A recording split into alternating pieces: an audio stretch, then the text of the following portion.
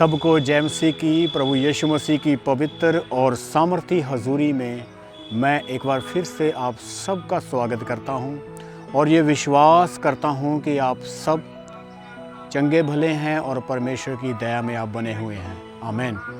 मेरे प्रियो, परमेश्वर महान परमेश्वर है और परमेश्वर काम करने वाला परमेश्वर है और परमेश्वर कभी भी अपने लोगों को छोड़ता नहीं है।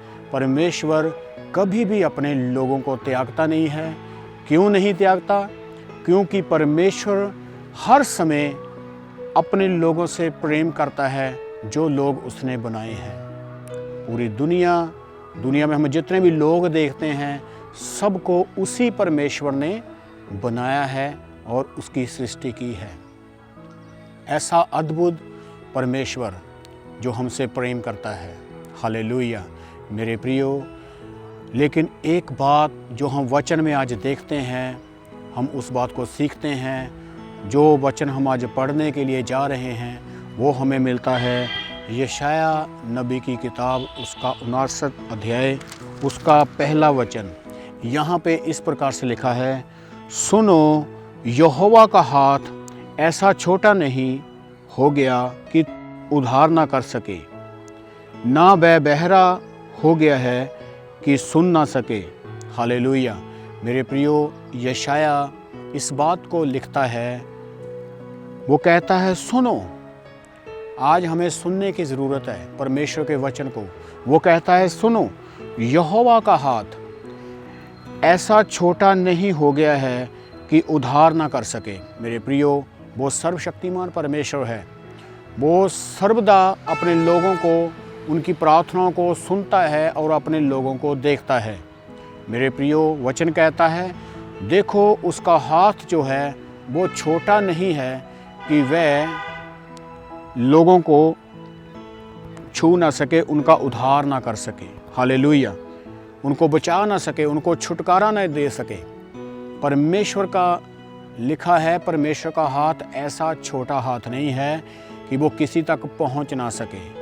और दूसरी बात लिखा है, और वो ना बहरा है कि वो सुन ना सके। मेरे प्रियो, परमेश्वर सर्वशक्तिमान है। वो सर्वदा अपने लोगों की प्रार्थनाओं को सुनता है और अपने लोगों की प्रार्थनाओं को सुनने के बाद उनको उत्तर देता है। इसका मतलब है परमेश्वर सुनता है।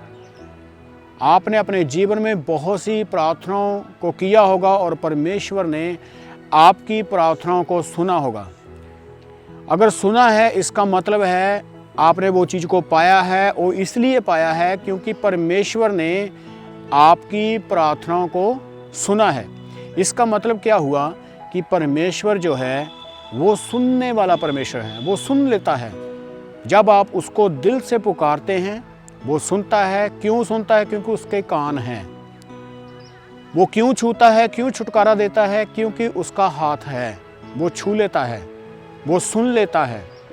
मेरे प्रियो, लेकिन जो हम दूसरा इसका वचन पढ़ते हैं वहाँ पे इस प्रकार से लिखा है, परंतु तुम्हारे अपराधों के कामों ने तुमको तुम्हारे परमेश्वर से अलग कर दिया है और तुम्हारे पापों के कारण उसका मुख तुझ से ऐसा छुपा है कि वह नहीं सुनता। मेरे प्रियो, परमेश्वर के कान हैं, परमेश्वर के हाथ भी हैं। वो छूता है और वो प्रार्थनाएं सुनता भी है। लेकिन यहाँ पे खुदा का दास यशाया नबी इस प्रकार से लिखता है, परंतु तुम्हारे अपराधों के कामों के कारण, जो गुनाह इंसान आज करता है, जो पाप का जीवन आज इंसान जीता है, यही वो कारण है। गुनाह ही एक ऐसा कारण है जिसके द्वारा परमेश्वर कभी भी सुनता नहीं है। अगर कोई व्यक्ति गुनाह का जीवन जीता है, पाप का जीवन जीता है, तो परमेश्वर कभी भी उसकी तरफ ध्यान नहीं देता। परमेश्वर कभी भी उसकी पुकार को नहीं सुनता, भले वो जितना मर्जी चिल्लाए। आपने देखा होगा ना, आज बहुत से लोग हैं जो दिन रात परमेश्वर की दुहाई देते हैं, चिल्लाते हैं, लेकिन उनके हालात वहीं के वहीं खड़े हुए हैं। कारण कहीं ना कोई ऐसी बुराई है, कहीं ना कोई ऐसा गुनाह उन्होंने पकड़ा हुआ है जो लगातार वो पाप कर रहे हैं उनके पाप के द्वारा ही जो है परमेश्वर उनको इग्नोर करता है, परमेश्वर कभी उन पर ध्यान नहीं देता। लेकिन यहाँ पे एक और खुशखबरी है, यदि हम अपने पाप को उसके सामने मान लें, हालेलुया, यदि हम अपने गुनाह को उस परमेश्वर के सामने मान लें और अंगीकार करें कि परमेश्वर, मैं एक गुनहगार हूँ, मैं एक पाप का जीवन जीने वाला व्यक्ति हूँ, मैंने छुप छुप के, मैंने अंधेरे में, मैंने अलग अलग रीति से अलग अलग टाइम पे मैंने गुनाह किए हैं। यदि हम अपने पाप को उसके सामने माने कि परमेश्वर मेरे से गलतियां हुई हैं, मैंने पाप किए हैं, तो परमेश्वर अपना अनुग्रह बहाल करता है। बिल्कुल इसी तरह जैसे एक बाप जब बच्चा वापस आता है, लौटता है, वो कहता है बाप मेरे से गलतियां हुई हैं, मेरे से पाप हो गया है, तो बाप उसको क्षमा करता है और फिर से वो अपने सीने से अपने बच्चे को लगाता है।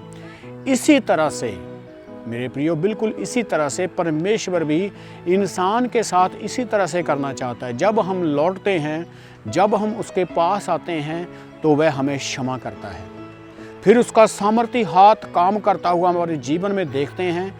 फिर जो हम प्रार्थनाएं करते हैं उसको हम सुनता हुआ देखते हैं, और फिर परमेश्वर को हम जब काम करते हुए देखते हैं, अपनी दुआओं को सुनता हुआ देखते हैं, तब हमारा जीने का जो आनंद है वो बदल जाता है। तब हमारा जीना सेम नहीं रहता है, तब हमारे जीवन में कोई पाप नहीं रहता है, तब हमारे जीवन में कोई श्राप नहीं रहता है। हमारा जीवन मेरे प्रियो तब जैवन से भी बढ़कर हो जाता है। सो इसलिए आज ही परमेश्वर के सामने झुकें और इकरार करें, परमेश्वर मैं आज अपने गुनाहों से वापस आता हूँ और मैं लौटता हूँ, मैं तेरी तरफ आता हूँ, तू मुझे माफ़ कर, तू मुझे क्षमा कर। परमेश्वर आपको माफ़ करने में सामर्थी है, आपको क्षमा करने में सामर्थी है। वचन कहता है उसके पुत्र यीशु मसीह का लहू हमें सब गुनाहों से धोता है और शुद्ध करता है। आज आपके पास समय है, अपनी आंखों को बंद करें, हम प्रार्थना करेंगे। स्वर्गीय पिता, हम आपका धन्यवाद करते हैं, हमने जो आज वचन सुना है प्रभु, तेरे लोग आज जो गुनाह को छोड़ना चाहते हैं, बदलना चाहते हैं अपने जीवन को, परमेश्वर मैं उनके लिए प्रार्थना करता हूँ, कृपया आप उनकी मदद करें, सहायता करें, ताकि वो अपनी गलतियों को छोड़कर तेरे पास आ सकें और तौबा करके मन बदला के मेरे परमेश्वर वो तेरी ओर आ सकें। और खुदावन तू उन पर दया और अनुग्रह कर मेरे परमेश्वर, उनके घरों में तू क्षमा कर, उनके जीवनों को तू क्षमा कर, उनके घरों में तू अपनी शांति को उठेल प्रभु।